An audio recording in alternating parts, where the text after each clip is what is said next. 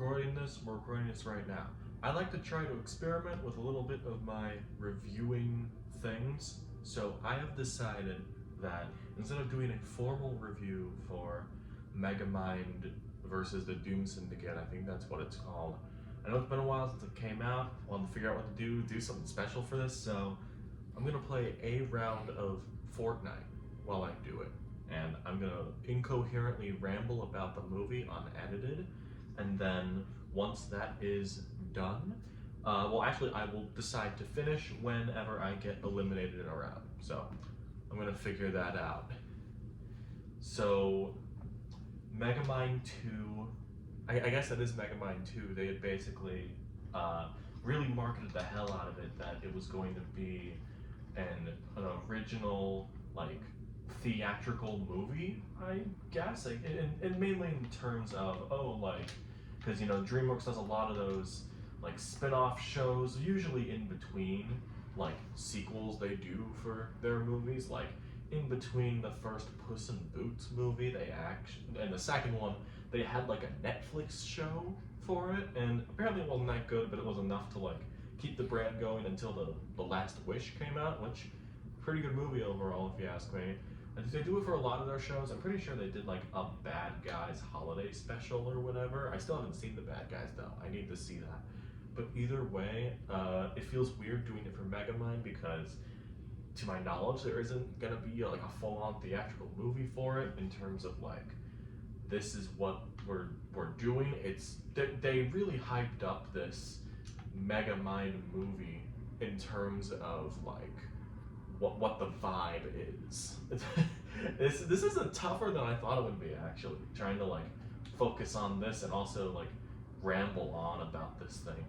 It's also just in terms of like, they really tried to hype it up to the people that grew up on Megamind, because it came out in like 2009 or something. I watched it in like when I was young. I think there was one point we were watching it in like a 5th grade class, and we had gone through it. I do have to say though, it's just like a kid's movie, or I don't even know if it would count as a movie in general, if I'm being honest. The whole vibe of like, because there's still that vibe of, this is very much like a show made for babies, right? And like that whole vibe. It's very strange thing to watch.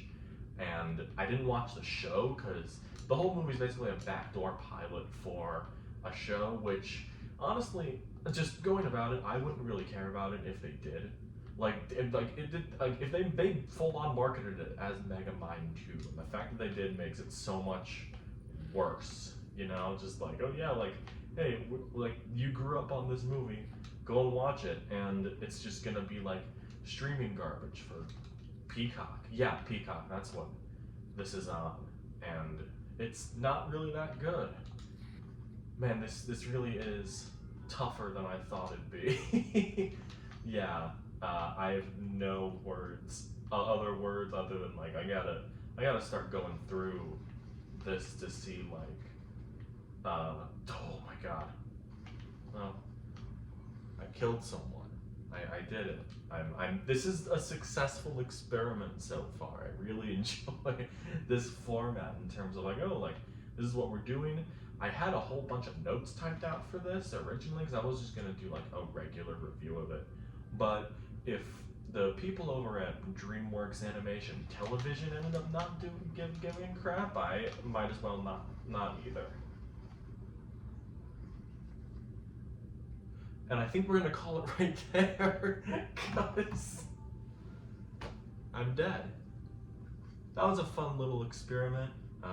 Megamind 2 versus the Doom Syndicate, half star. That's as much effort as like me playing this game and talking about it. That's as much effort as they put into this movie as to as I talked about it. So give it the same effort they did making it. So cool.